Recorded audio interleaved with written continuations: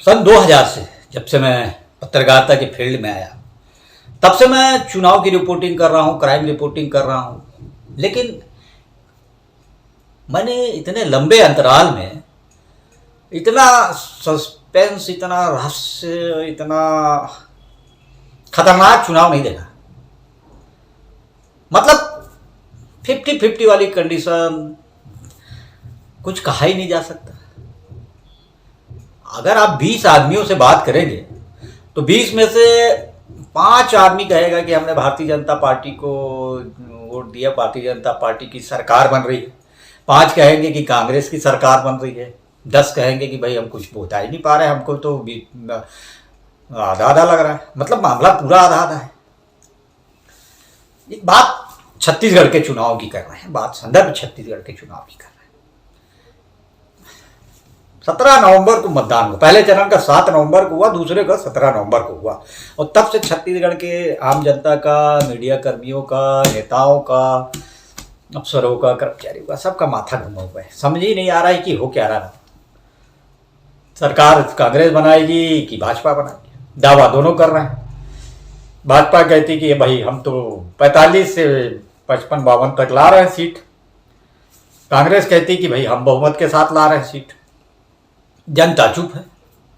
भाजपा कार्यकर्ताओं से पूछो तो बोले नहीं भाई, हम तो हमारे फलाना फलाना सारे प्रत्याशी जीत रहे हैं, सरकार हमारी बन रही, इतनी सीट आ रही। कांग्रेस से पूछो तो कांग्रेस के लोग भी यही कहते हैं। मतलब कुल मिला के 50-50 मिश्रित समझ में नहीं आ रहा है।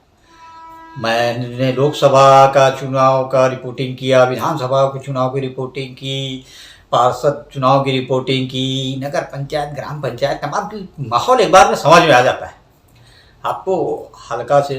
लेकिन ये ऐसा चुनाव माहौल ही नहीं समझ में आ रहा।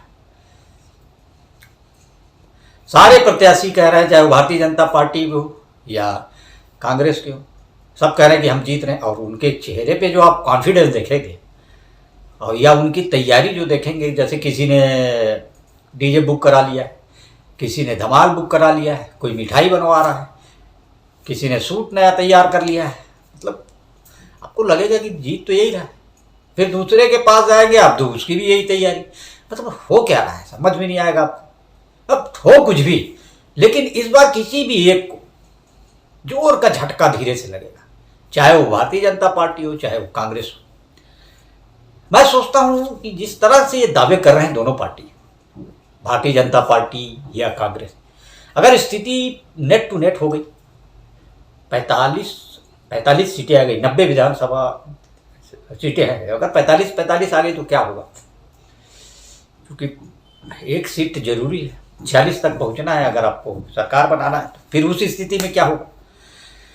मतलब चर्चाएं जबरदस्त हैं, मुकाबला तो जबरदस्त हुआ, चर्चाएं जबरदस्त हैं, दावे जबरदस्त हैं, प्रतिदावे जबरदस्त हैं। आप जब भी अखबार या टीवी या मोबाइल खोलेंगे तो लगेगा कि भाई 3 दिसंबर के शाम होते होते तक इनकी सरकार बन जाएगी, 3 दिसंबर के शाम होते होते तक इनकी सरकार बन जाएगी।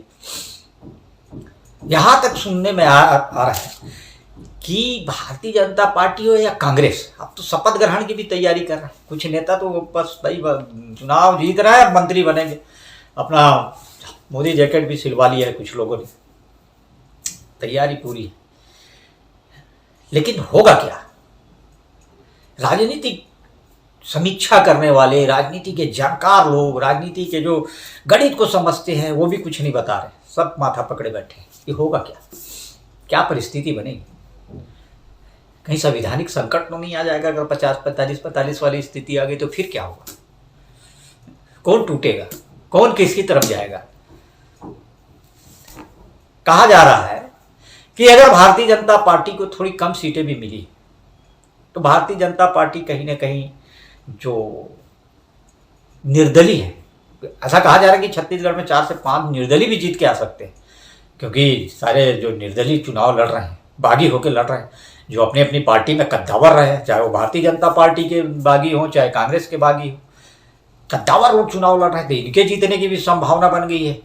1-2 सीटों में बहुजन समाज पार्टी के जीतने की संभावना बन गई है, 1-2 सीटों में जो कि कांग्रेस के भी जीतने की संभावना बन गई है।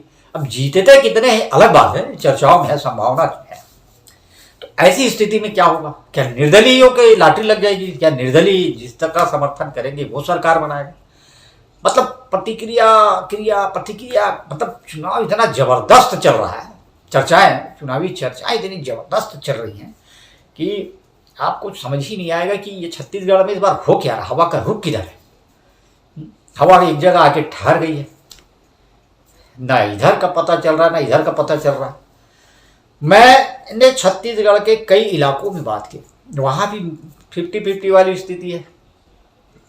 सारी जगहों पर खबरें 50-50 वाली आ रही हैं, तो बड़ा समझने में कठिनाई सभी को हो रही है। दावा भले जरूर कर रहे हैं, कॉन्फिडेंस जरूर है। भूपेश बघेल जी भी कॉन्फिडेंस में है, टीएस बाबा भी कॉन्फिडेंस में है, अमित शाह कॉन्फिडेंस में है, रमन सिंह कॉन्फिडेंस में है, दुर्ग सांसद विजय बघेल कॉन्फिडेंस में है। इनके कॉन्फिडेंस को देखकर लगता है कि भाई यही सही कह रहे हैं या ये सही कह रहे हैं। तो चुनाव अब 3 तारीख, ज़्यादा दिन नहीं, 3 दिसंबर को नतीजे खुलेंगे और दोपहर 12 बजे के बाद परिणाम, जब सुबह तो रुझान होगा, लेकिन उसके बाद जब परिणाम धीरे धीरे आएंगे, सबसे पहला परिणाम भिलाई नगर का आएगा दुर्ग जिले में, उसके बाद फिर धीरे धीरे 3 से 4 बजे तक ये पता चल जाएगा कि छत्तीसगढ़ में सरकार किसकी बनेगी। क्या भारतीय जनता पार्टी के दावे में दम था या कांग्रेस के दावे में दम था? कांग्रेस का दावा 75+ है, हालांकि टीएस सिंहदेव नकार चुके हैं कि जो धरातल पर है या स्वाभाविक तौर पे 75+ ठीक नहीं है। हालांकि वो बहुमत का दावा कर रहे हैं और उनके दावे पर भारतीय जनता पार्टी की नज़र है। टीएस बाबा अगर दावा कर रहे हैं तो भाई इन पर भी नज़र रखो, क्योंकि वो भी कॉन्फिडेंस है कि मुख्यमंत्री बन जाऊंगा, कह भी चुके। तो कहीं ना कहीं सब कुछ असमंजस की स्थिति में चल रहा है, सब कुछ असमंजस है। दावे सब कर रहे हैं लेकिन कॉन्फिडेंस भी है, लेकिन 3 तारीख को ही दावे की सच्चाई का पता चलेगा। तो इंतजार करेंगे 3 तारीख का। और ये तो गॉसिप जो चल रही है उसकी हमने एक छोटी सी झलक आपको दिखाई।